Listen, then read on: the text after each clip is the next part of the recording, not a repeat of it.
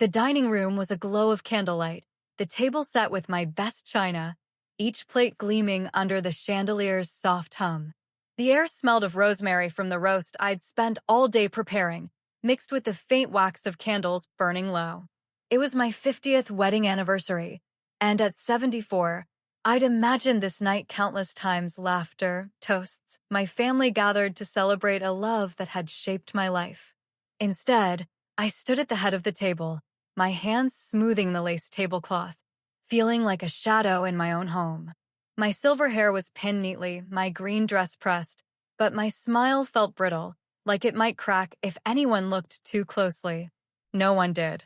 My son, Daniel, was on his phone, his thumbs tapping, his face lit by the screen's cold glow.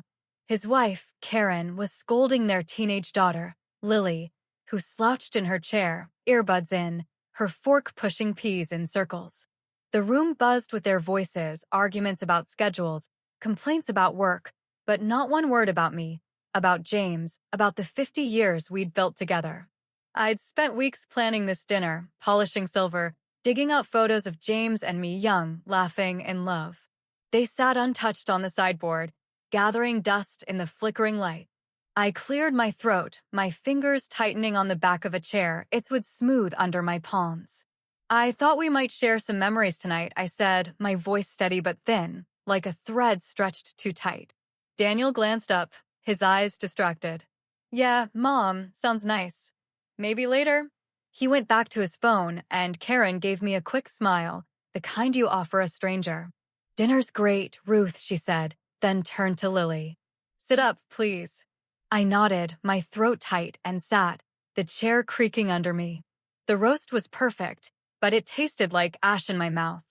I looked at the photos on the sideboard, James and me at 22, dancing at our wedding, his hand warm on my waist.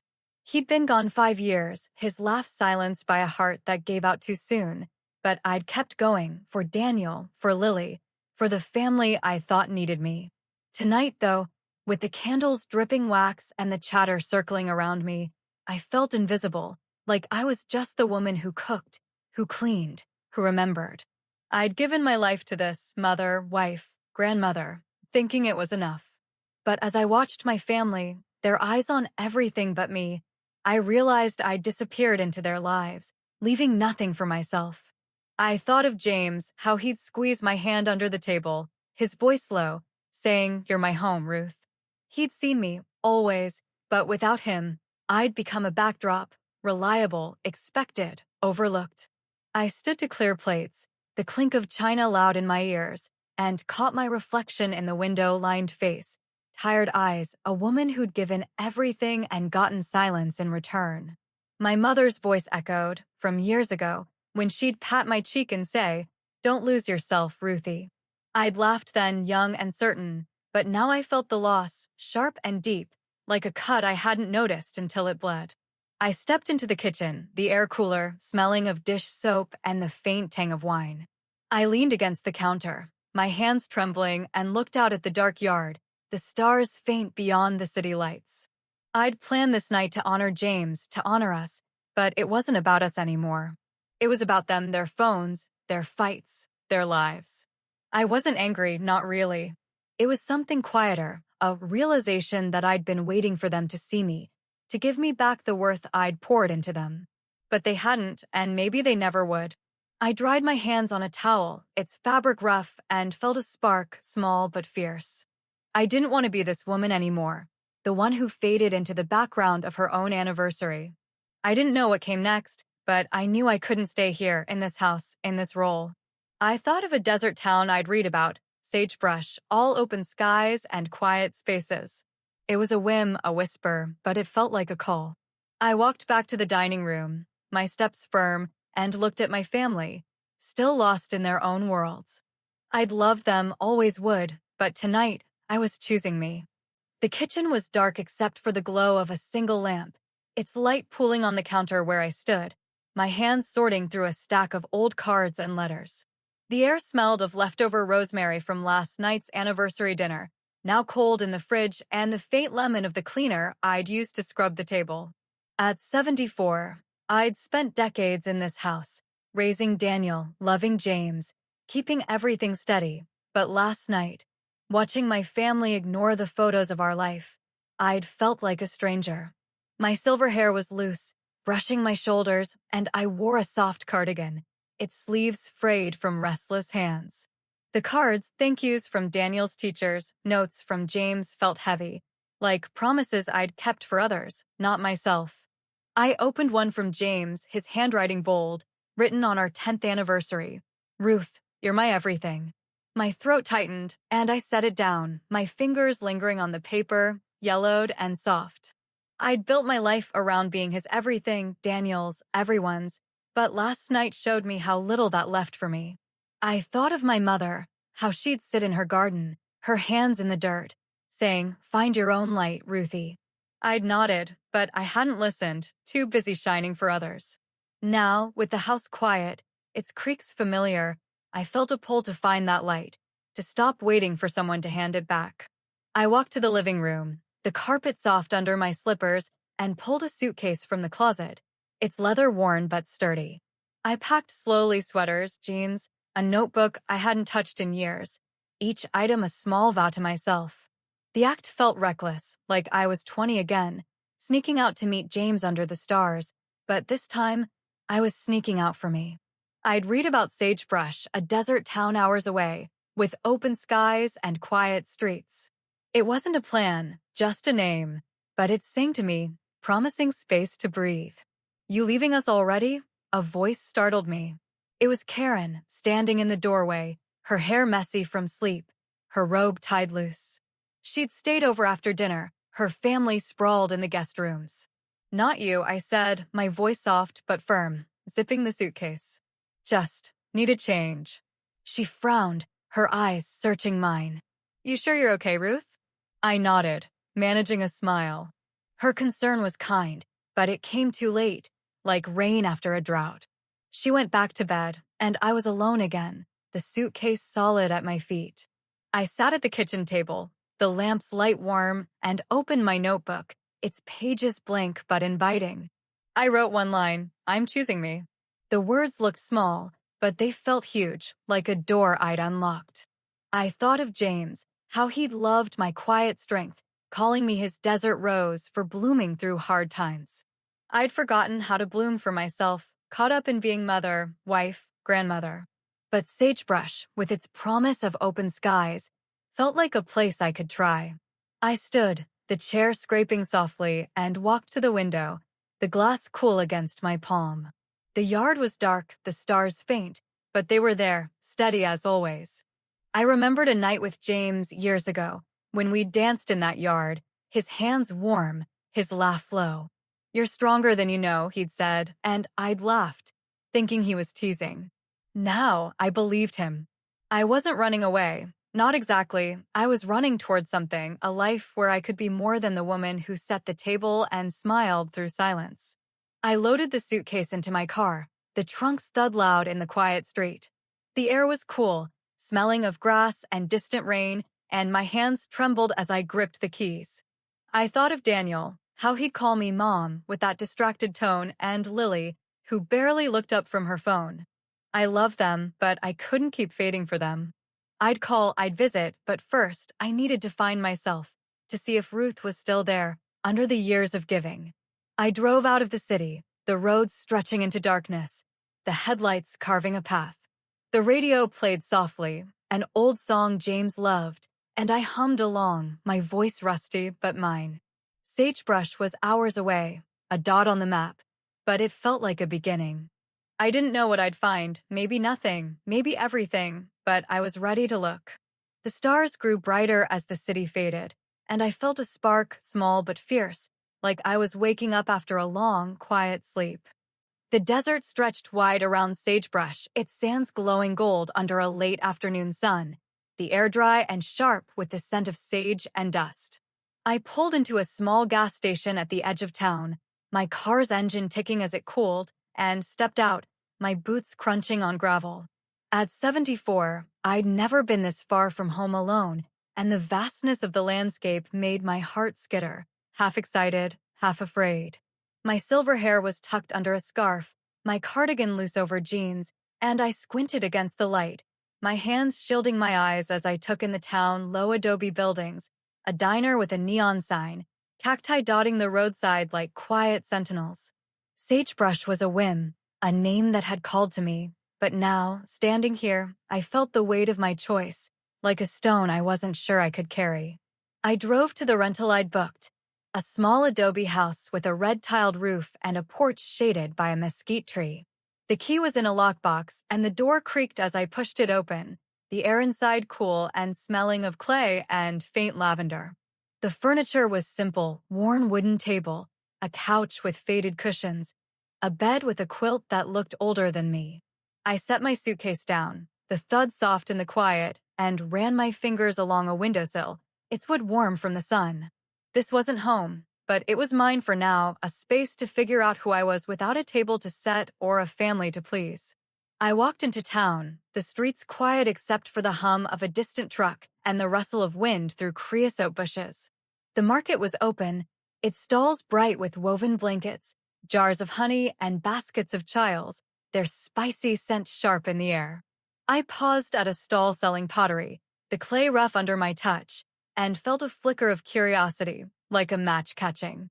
I thought of James, how he loved markets like this, picking up trinkets, his voice low as he'd say, "Find something that speaks to you, Ruth." I'd always chosen for him or Daniel, never for me, but now I bought a small clay pendant, its weight solid in my palm, a quiet promise to listen to myself. "New in town?" a voice asked. It was a vendor, Maria, a woman in her 60s with dark hair streaked gray, her hands calloused, her smile warm but not prying. She wore a colorful shawl, her earrings glinting in the sun.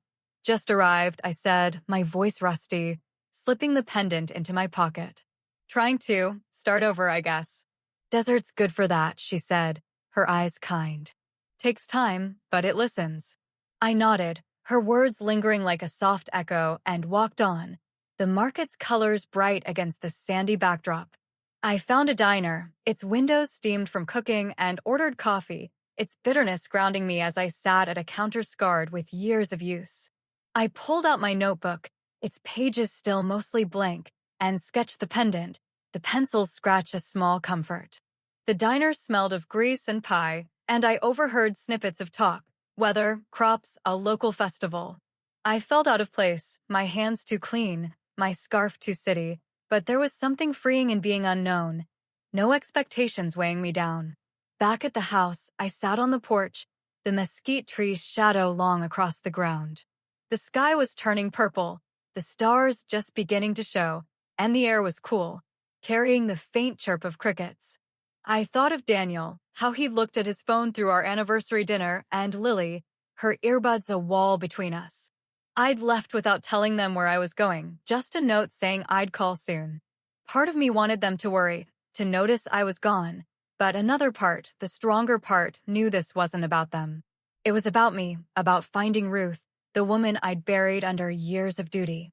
I opened my notebook again, the pendant heavy in my pocket, and wrote, "I'm here." The words were small, but they felt like a step, like planting a seed in desert soil. I thought of my mother, her hands in her garden, her voice saying, "Grow where you're planted, Ruthie." I wasn't sure I could grow here, in this dry, quiet place, but I was willing to try.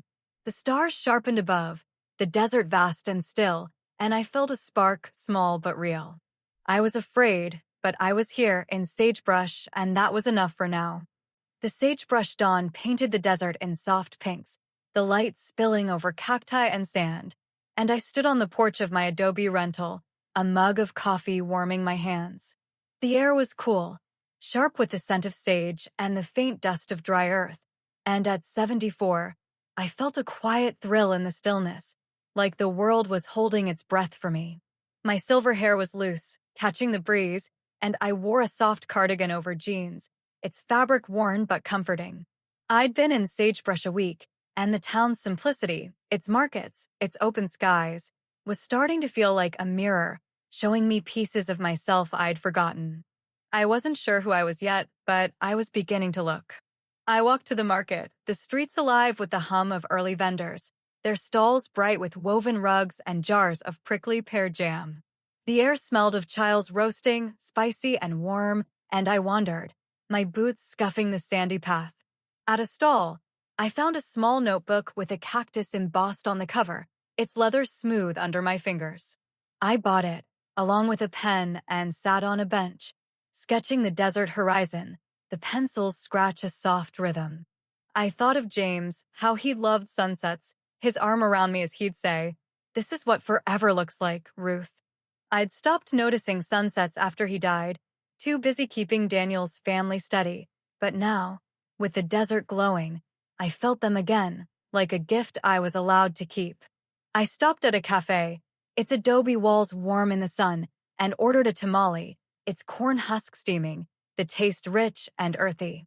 The patio was small, with metal chairs that creaked, and I watched the town move, kids running, a man strumming a guitar nearby. I opened my new notebook and wrote about the sunset, the market, the way the air felt clean. Each word felt like a small act of courage, a way of saying I was here, not just passing through. I thought of my mother, her hands kneading dough, her voice saying, "Find the beauty, Ruthie, even when it's hard." I was finding it now in the desert's quiet, in the act of noticing. "You're settling in," a voice said. It was Maria, the vendor from my first day, her gray-streaked hair tied back, her shawl bright against the sandy backdrop. She sat across from me, holding a coffee, her smile easy. "Trying to," I said, showing her my sketch, my voice lighter than I expected. "This place, it's different." "Desert's got a way of teaching you," she said, her eyes crinkling. "Just listen." Her words stayed with me, like a song I was learning the tune to, and I nodded, grateful for her warmth. I spent the afternoon walking, the desert vast around me, the sun warm on my face. I found a trail behind the house lined with sagebrush and small yellow flowers, their petals fragile but stubborn. I picked one, its stem prickly, and tucked it into my notebook, the act feeling like a promise, to stay open, to keep looking. The trail led to a ridge, the view stretching endless, and I stood there, the wind tugging my scarf, feeling small but alive. I thought of Daniel, how he'd barely looked up at our anniversary dinner, and Lily, lost in her music. I'd left without much explanation, and part of me wondered if they'd noticed. But here, with the desert whispering, I didn't need their eyes to feel seen. Back at the house, I sat on the porch, the mesquite tree's shadow long across the ground. The air was cooling, smelling of dust and distant rain, and I opened my notebook again, sketching the flower, its lines delicate but strong. I wrote about the tamale, the ridge, the way the desert felt like it was watching me back. Each word was a step, a way of claiming this place, this moment.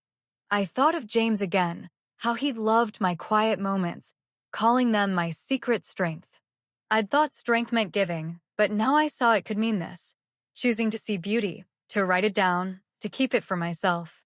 The stars came out, sharp against the dark, and I stayed on the porch, the quilt from the house around my shoulders. Sagebrush wasn't home yet, but it was a place where I could breathe, where I could find peace in small things: a flower, a sunset, a conversation. I wasn't whole, but I was closer, and that was enough for now. The desert stretched around me, vast and quiet, and I smiled, my pen still in hand, ready for whatever came next. The sagebrush market was alive with color that morning, the stalls draped in woven blankets and piled with jars of honey, the air thick with the scent of roasted chiles and sun-warmed leather. I walked through the crowd, my boots scuffing the sandy ground, a woven basket over my arm, feeling a quiet ease I hadn't known in years. At 74, I'd spent my life tending to others, James, Daniel, Lily, but here, in this desert town, I was starting to tend to myself. My silver hair was tied back with a scarf, my cardigan soft against the morning chill, and my hands, once busy with chores, now held a notebook, its pages filling with sketches and thoughts. Sagebrush was weaving itself into me, and I was ready to weave back. I stopped at a stall selling woven scarves, their threads vibrant reds, blues, golds like the desert at sunset. The vendor, Sophia, a woman in her late 50s with dark braids and a warm smile, ran her hands over a scarf, her fingers calloused but gentle. "This one suits you," she said, holding up a deep blue piece, its texture rough but soft. Think so? I asked, my voice light, touching the fabric, its warmth surprising. Trust me, she said, her eyes crinkling. It's got your spirit. I bought it, the scarf a small gift to myself, and her words stayed with me, like a seed taking root. I thought of my mother, how she'd knit blankets for us, her hands steady as she said, "Make something that feels like you, Ruthie." I'd forgotten how to do that, but Sophia's kindness sparked something, a desire to be seen not for what I did, but for who I was. I wandered to a small stage at the market's edge, where a musician, Javier, played a guitar, his notes drifting like a warm breeze. He was in his 60s, his hair gray and curly, his face lined with stories, and his music was soft, almost mournful, but full of life. I sat on a bench, the wood worn smooth, and sketched his hands, the strings catching the light. The music wrapped around me, and I felt a pull, like the desert was singing my own quiet hopes. I thought of James, how he'd hum old tunes while we cooked, his voice rough but warm.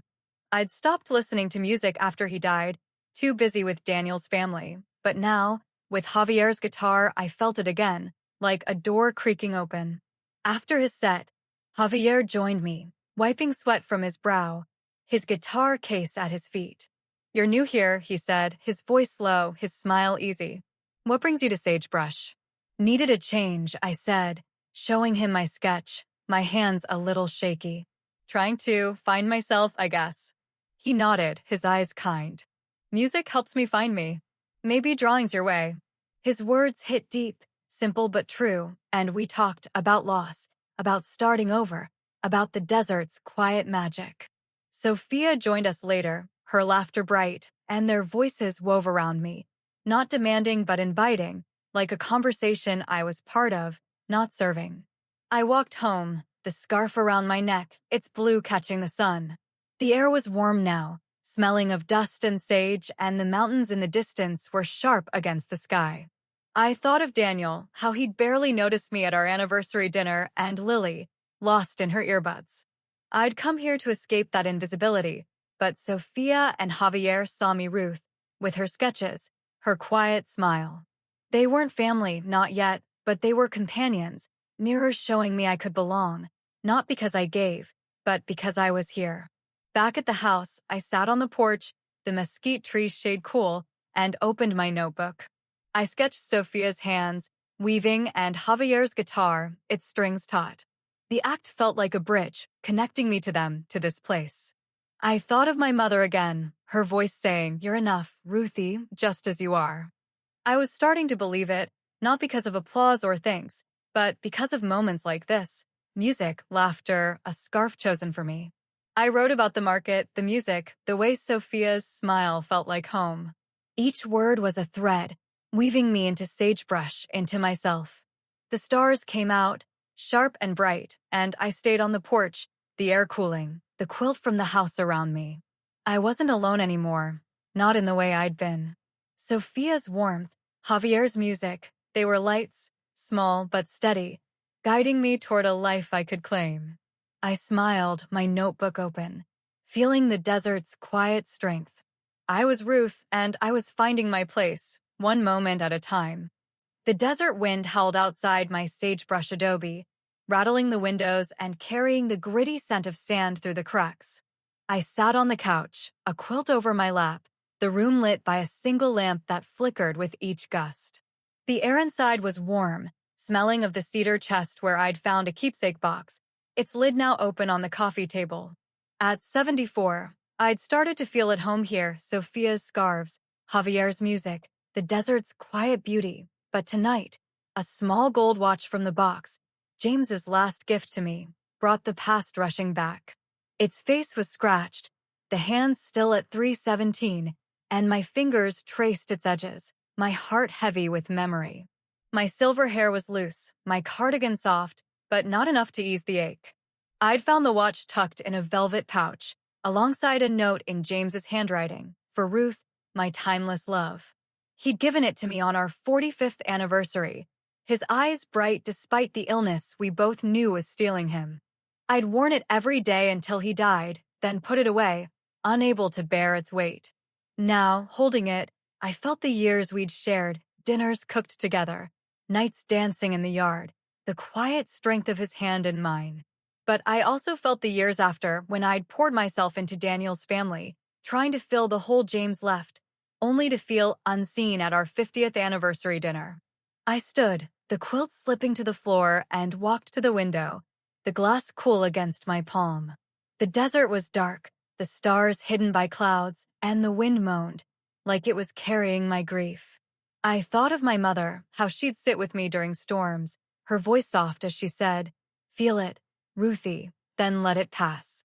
I'd tried to let James's loss pass, but I'd buried it instead, thinking duty, mother, grandmother, would be enough.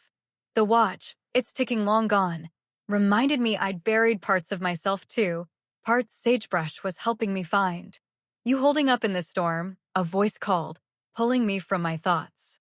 It was Javier, standing at my door, his gray curls damp, his guitar case slung over his shoulder. He'd come to check on me, his smile kind but concerned. "Just remembering," I said, holding up the watch, my voice thin against the wind's howl.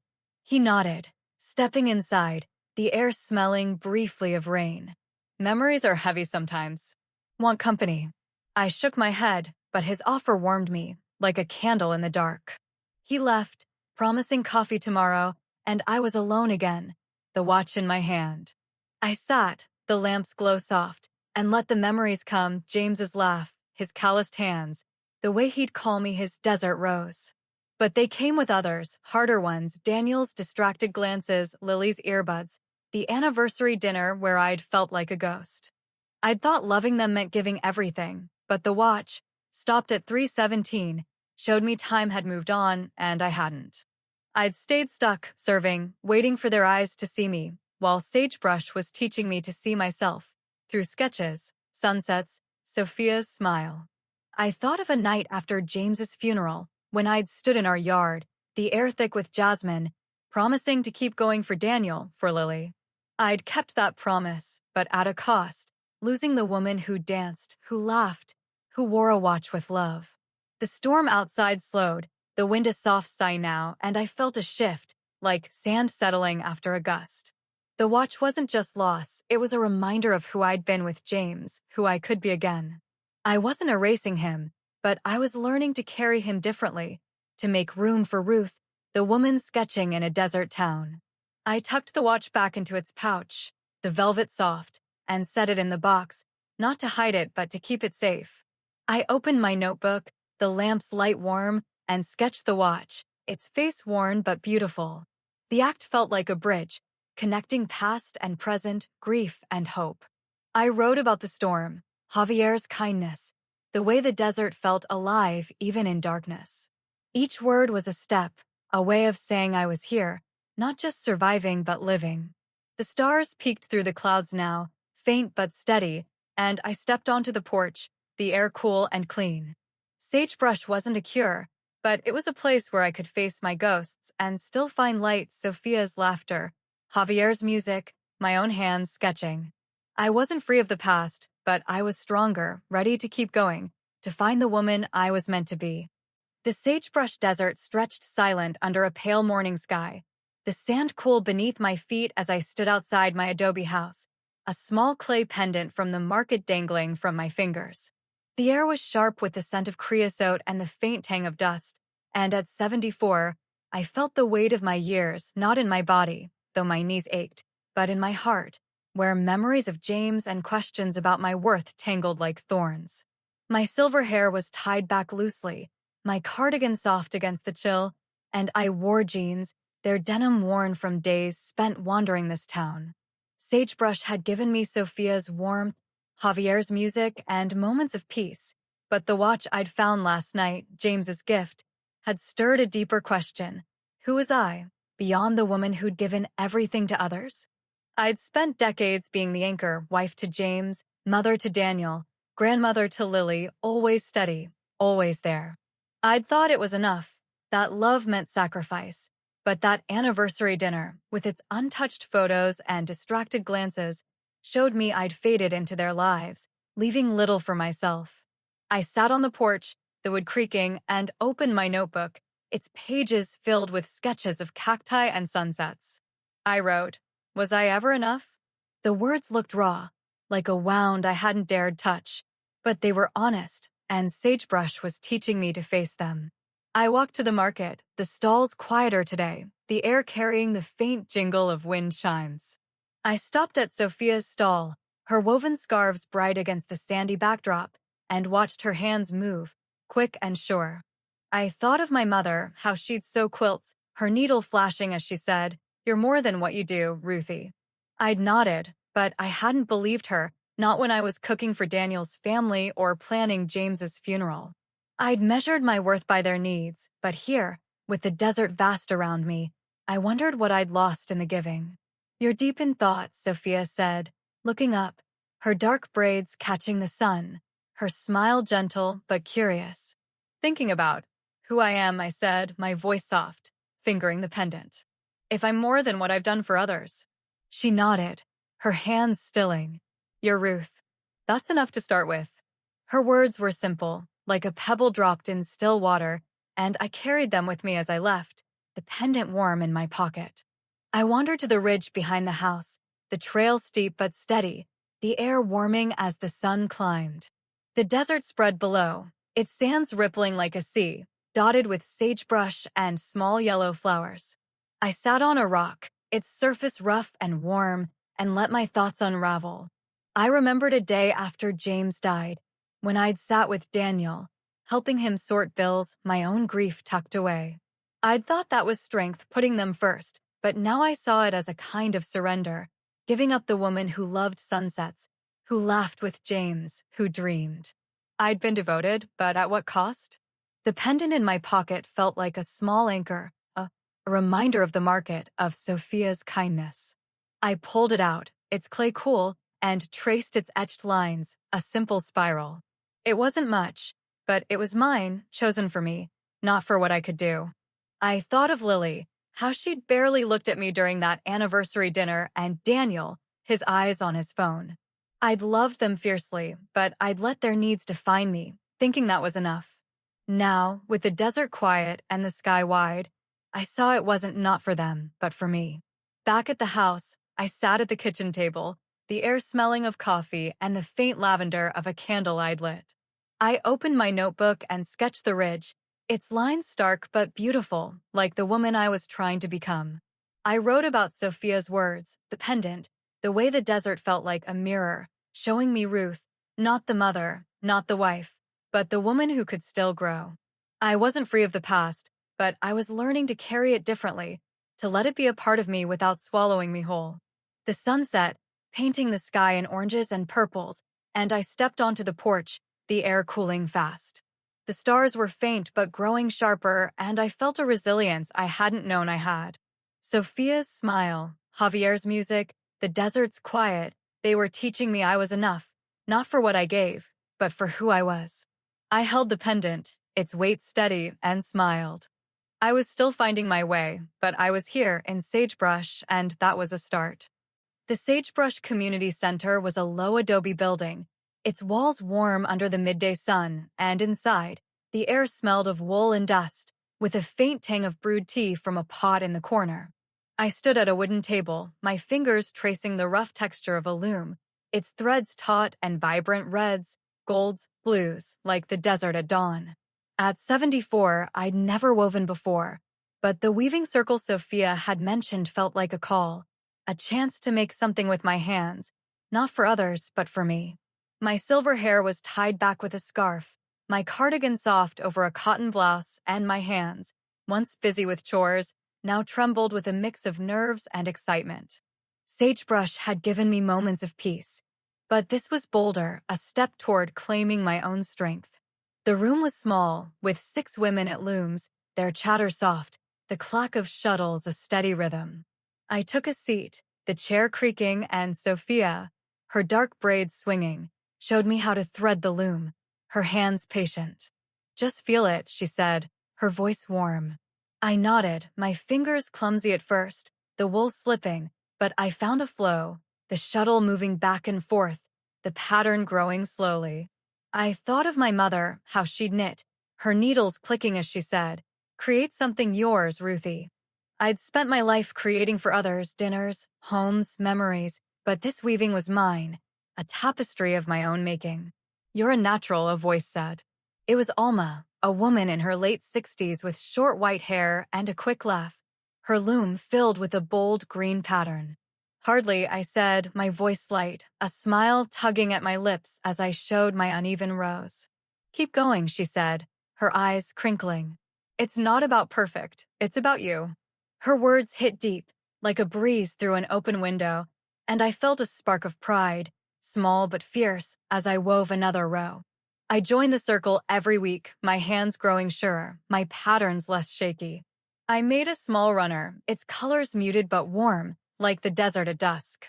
The women, Alma, Sophia, others, shared stories as we worked of lost loves, new beginnings, the desert's quiet lessons.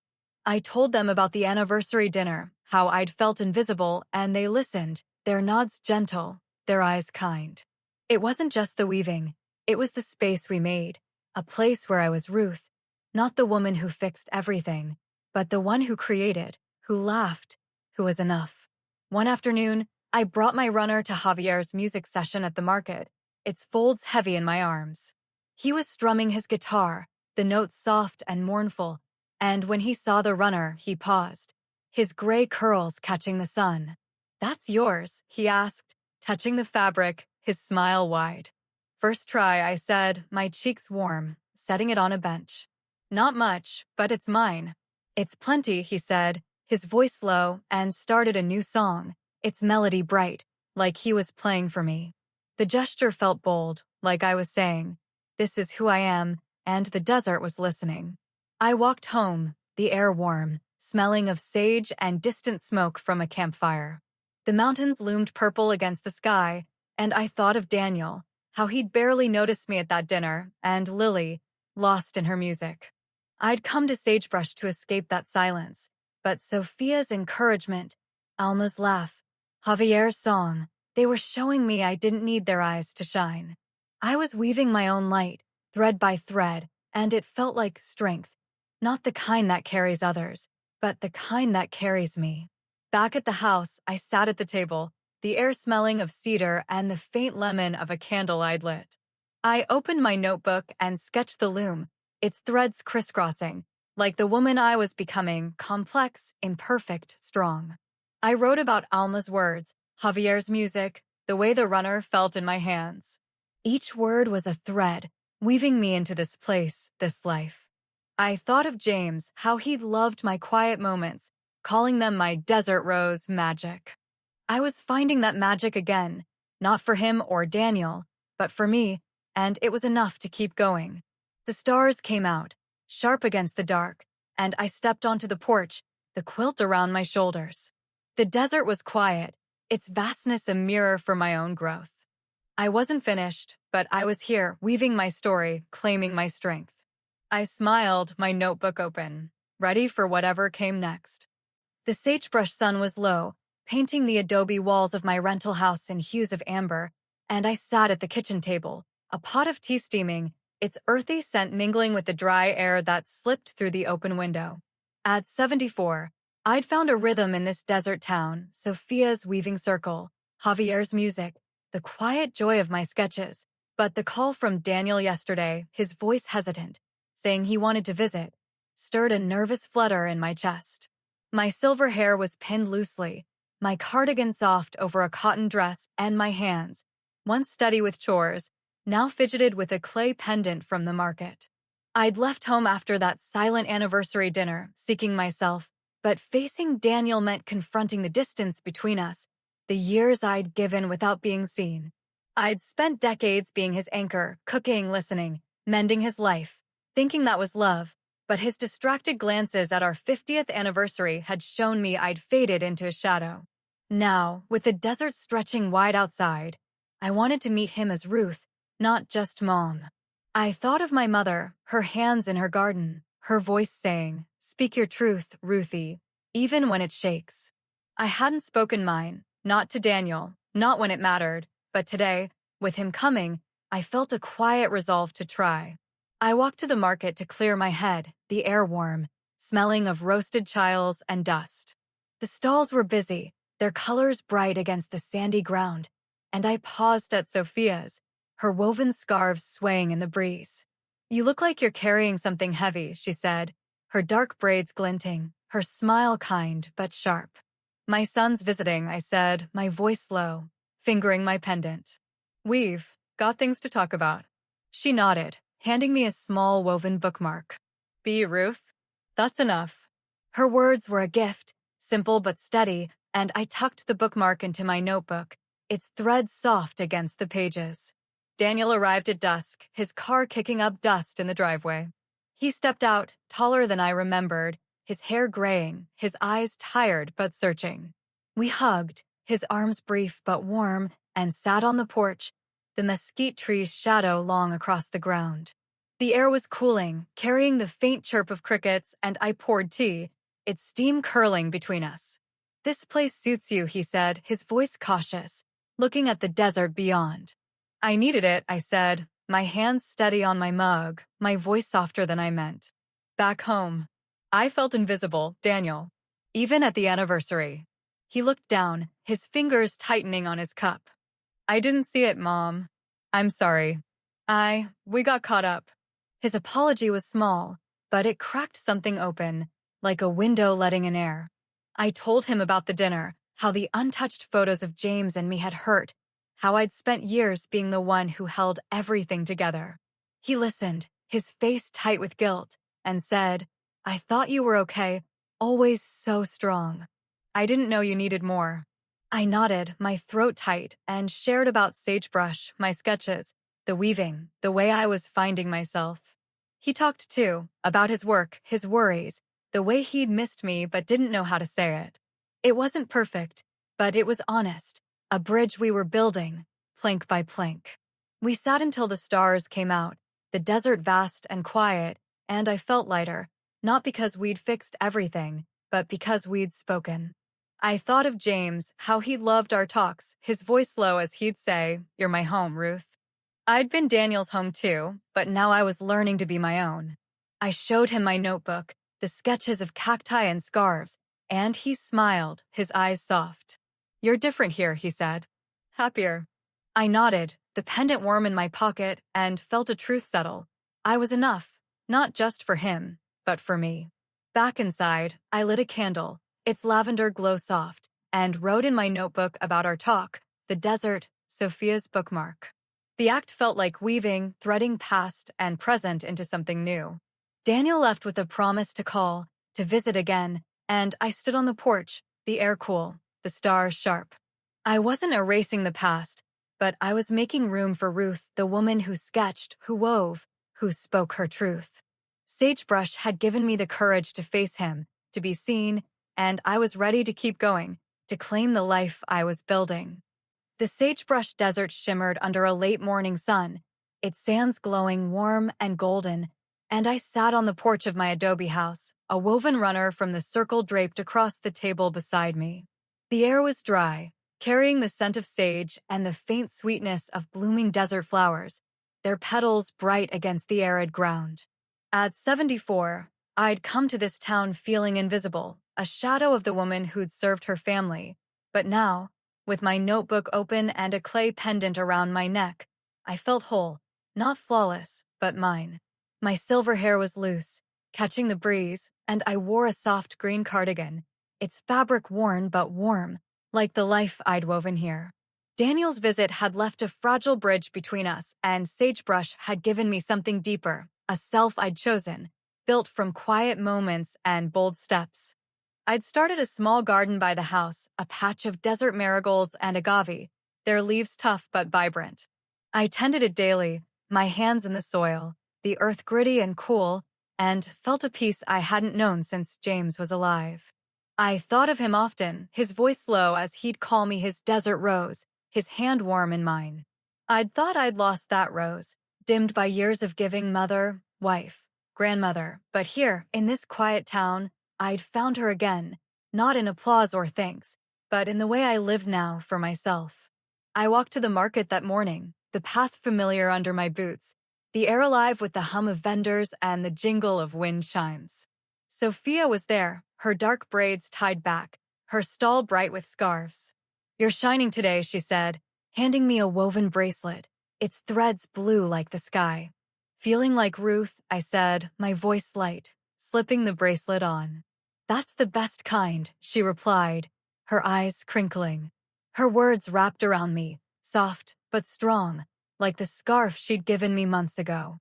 I spent the afternoon at the weaving circle, the community center's adobe walls cool, the air smelling of wool and tea. I'd made a wall hanging now, its pattern bold reds and golds, like a sunset I'd sketched. Alma clapped when I showed it, her white hair bright in the light, her laugh sharp. "That's you, Ruth," she said, and I felt a rush of pride, not for the weaving, but for the woman I was becoming. Javier stopped by, his guitar slung over his shoulder, and played a soft tune, the notes weaving through our chatter like a thread. I wasn't just the woman who'd set tables back home.